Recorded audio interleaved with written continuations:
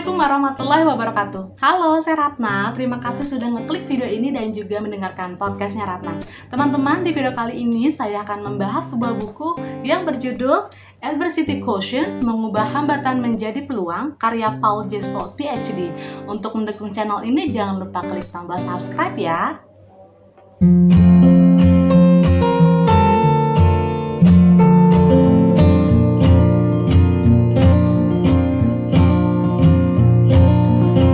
Please subscribe, klik loncengnya, like, komen, dan share video ini ya guys. Ya teman-teman, Paul J. Stoltz ini menulis buku ini pada tahun 2000. Berarti kalau sekarang 2021 udah sekitar 21 tahun yang lalu. Sudah lama sekali ya. Jadi adversity quotient atau dengan bahasa lainnya adalah kecerdasan adversity atau kecerdasan daya tahan malang merupakan sebuah temuan yang dihasilkan dari lusinan ilmuwan dan juga kajian dari 500 paper ya mengenai faktor-faktor kesuksesan seorang manusia. Jadi teman-teman, Paul J. Stoltz ini di dalam bukunya juga membahas tentang kecerdasan intelektual. Jadi penemuan sebelumnya mengenai apakah intelektual itu menjadi faktor keberuntungan atau kesuksesan manusia ternyata tidak. Karena ditemui bahwa orang yang memiliki IQ yang biasa-biasa saja tapi mereka bisa sukses dalam menghadapi kehidupannya. Mereka bisa memiliki daya tahan juang yang tinggi dalam meraih apa yang mereka impikan, walaupun mereka mungkin di sekolahnya dulu bukan orang-orang yang memiliki prestasi yang gemilang ya, atau sebaliknya orang yang IQ-nya tinggi tapi mereka melakukan perilaku yang buruk, walaupun tidak semua ya. Lalu pada periode selanjutnya, Daniel Goleman ini menemukan tentang kecerdasan emosional dan dia menyatakan bahwa kecerdasan intelektual saja tidak cukup untuk kesuksesan seorang. Perlu adanya kecerdasan emosi, bagaimana kita bisa mengendalikan emosi, bagaimana kita bisa bersabar, bagaimana kita bisa ramah dengan orang lain, mampu berkomunikasi, mampu berempati terhadap orang lain, dan dia mengatakan bahwa kecerdasan emosi lebih penting daripada kecerdasan intelektual. Nah, selanjutnya di tahun 2000-an itulah Paul J. Stoltz itu dia bersama para peneliti lain melakukan riset yang dimana dia menemukan bahwa kecerdasan intelektual dan kecerdasan emosi saya tidak cukup untuk kesuksesan seorang. Nah, di sini ada yang namanya kecerdasan daya tahan malang atau adversity quotient. Ada sebuah penelitian yang disebutkan dalam buku ini oleh Amy Werner. Dia melakukan riset di Hawaii ya, terhadap anak-anak yang berusia sekitar 10 tahun. Ketika mereka kecil, mereka menghadapi traumatis seperti itu. Nah, si Amy Werner ini membuat hipotesis bahwa bisa jadi nanti trauma mereka itu akan diturunkan ke generasi selanjutnya. Nah, 30 tahun kemudian saat anak-anak ini sudah berumur 40 tahun, terjadi badai yang sangat besar di daerah Hawaii tersebut. Hal ini dan ditemukan juga ya, anak-anak yang waktu kecilnya mengalami traumatis, 1/3 dari mereka itu mampu menghadapi kesulitan-kesulitan tersebut. Anak-anak yang diteliti tersebut saat mereka sudah berumur 40 tahun, mereka menjadi perencana-perencana yang baik dalam hidupnya. Mereka memiliki keuletan dalam hidupnya. Jadi karena ada badai yang besar dan memporak-porandakan rumah mereka saat itu ya, mereka bukan jadi pribadi yang lemah, justru mereka menjadi orang-orang yang bisa menciptakan keberuntungan mereka sendiri. Nah, inilah yang disebutkan dengan orang yang memiliki adversity quotient atau kecerdasan daya tahan malang yang tinggi. Di adversity quotient ini teman-teman membahas mengenai seberapa jauh kita bertahan dalam menghadapi kesulitan. Lalu di sini juga membahas siapa yang mampu menghadapi kesulitan-kesulitan atau hambatan-hambatan yang ada dalam kehidupan. Adversity quotient juga memperlihatkan bagaimana potensi seseorang yang bisa bekerja di atas rata-rata dari yang diharapkan, memiliki kinerja yang lebih baik di tempat dia bekerja ataupun dalam profesi apapun ya, tanpa diminta oleh orang lain. Jadi dia menunjukkan kinerja dan potensi yang besar serta inisiatif yang tinggi. Adversity quotient ini juga akan memperlihatkan siapakah orang yang akan bertahan saat situasi menjadi sulit. Jadi dalam buku ini dijelaskan bahwa kehidupan itu dianalogikan seperti ketika kita mendaki gunung. Nah, ketika mendaki gunung tuh ada 3 golongan orang loh teman-teman. Yang pertama itu adalah quitter, yaitu orang-orang yang berhenti dari pendakian. Jadi sebelum dia mendaki, dia udah berhenti karena ngelihat, aduh bayangkan ada gunung es, gunung Everest yang sangat besar dan sangat dingin gitu. Mereka udah nggak berani ngambil resiko. Mereka disebut dengan quitter. Quitter ini adalah orang yang tidak berani mengambil resiko, dan ketika mereka melihat jadi belum melangkah sudah gagal duluan,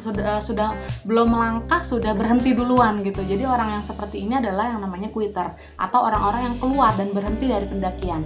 Yang kedua adalah camper atau orang yang berkemah. Orang ini biasanya dia sudah melakukan sebuah upaya, mungkin dia udah naik gunung.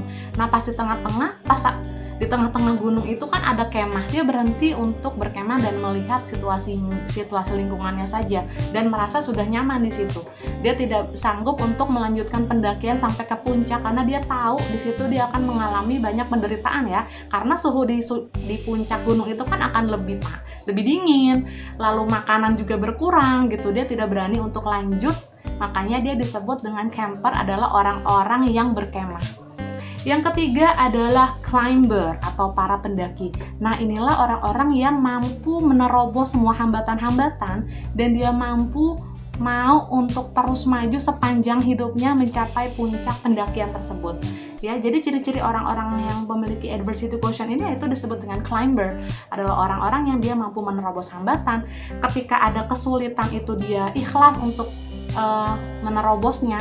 Dia bisa menciptakan keberuntungannya sendiri karena dia yakin ketika dia melewati semua penderitaan tersebut dia akan menjadi orang-orang yang beruntung, yang berhasil seperti itu. Nah, climber atau orang yang memiliki adversity quotient tinggi ini ya tidak terbatas pada orang yang memiliki IQ tinggi atau IQ rendah. Lalu dia jenis kelaminnya apa, dia rasnya apa, lalu seberapa besar hambatannya, cacat fisik, memiliki kekurangan fisik atau mental seperti apa, itu tidak berpengaruh. Orang yang memiliki mental climber, dia akan terus-menerus maju dalam hidupnya. Teman-teman, orang yang memiliki, kalau kita lihat sekitar orang-orang di sekeliling kita gitu, kita akan bisa temui itu, kita bisa menganalisis orang-orang yang mana sih tipenya quitter, tipenya camper, atau tipenya yang climber. Orang sukses itu pasti punya visi dalam hidupnya dan juga punya tujuan ya. Nah, si IQ inilah menjadi motor penggerak untuk dia bisa sampai kepada visinya, karena banyak orang yang dia punya kemauan, dia punya tujuan, dia punya impian, tapi dia nggak sanggup untuk menghadapi penderitaan-penderitaan yang harus dia hadapi.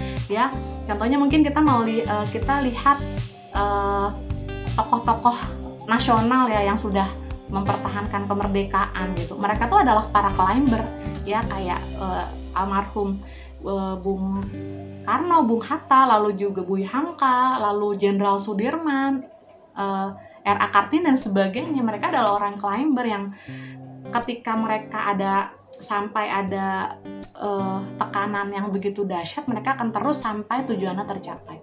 Tapi banyak juga orang yang tidak siap berjuang gitu, seperti itu. Atau mungkin kita melihat YouTuber sukses ya, seperti mungkin Raffi Ahmad lah, seperti atau Ria Ricis gitu.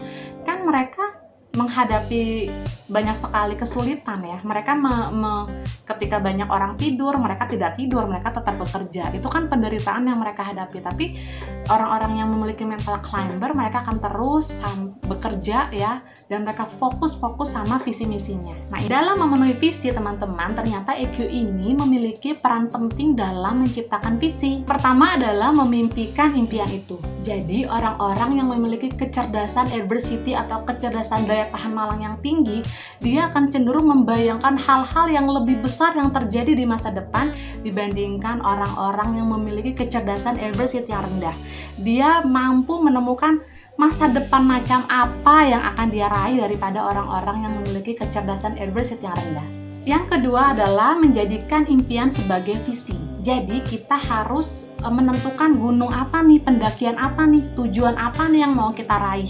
Ya, jangan mendaki gunung yang salah. Kita harus merumuskan gunung ataupun tujuan apa yang mau kita raih dan jangan berhenti berjuang. Itulah faktor dari itulah yang menjadi peran dari adversity quotient dalam meraih impian kita. Yang ketiga adalah mempertahankan visi. Orang yang memiliki kecerdasan adversity yang tinggi, dia akan ulet, dia akan maju terus dalam mempertahankan visinya. Kendati dia menemukan banyak rintangan, kendati dia merasa bosan misalnya ya, tapi ketika dia sudah memiliki visi, dia akan terus-menerus maju, seberat apapun tantangannya, dia akan berani untuk menerobosnya, untuk mengatasinya sehingga visinya tersebut tercapai.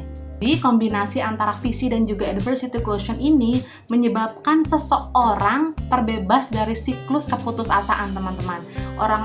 Dia akan terus-menerus tidak peduli apapun yang terjadi, yang penting dia akan terus berkomitmen sama visinya dan dia akan menjadi orang yang tahan uji dan ulet gitu. Teman-teman mungkin pernah dengar kisahnya para nabi dan rasul yang ulul azmi ya, ada 5 orang. Itu ada Nabi Ibrahim alaihissalam, ada Nabi Nuh alaihissalam, ada Nabi Musa alaihissalam, ada Nabi Isa alaihissalam, dan juga Nabi Muhammad SAW. Mereka adalah diberi gelar oleh Allah Subhanahu wa taala menjadi nabi-nabi yang ulul azmi karena mereka memiliki keinginan yang kuat ya untuk terus berdakwah di jalan Allah, apapun resikonya, apapun tantangannya, walaupun mereka berkali-kali mendapatkan hinaan, cacian, bahkan rencana pembunuhan dari orang-orang di sekitarnya ya, dari orang-orang yang memusuhinya, tapi mereka memiliki tekad yang kuat. Itulah menjadi sebaik-baik teladan bagi kita semua. Oke teman-teman, itu saja bahasan buku tentang adversity quotient dari saya. Semoga bermanfaat. Teman-teman coba bisa tuliskan kira-kira pelajaran apa kalau teman-teman membaca buku ini. Terima kasih atas perhatiannya. Wassalamualaikum warahmatullahi wabarakatuh.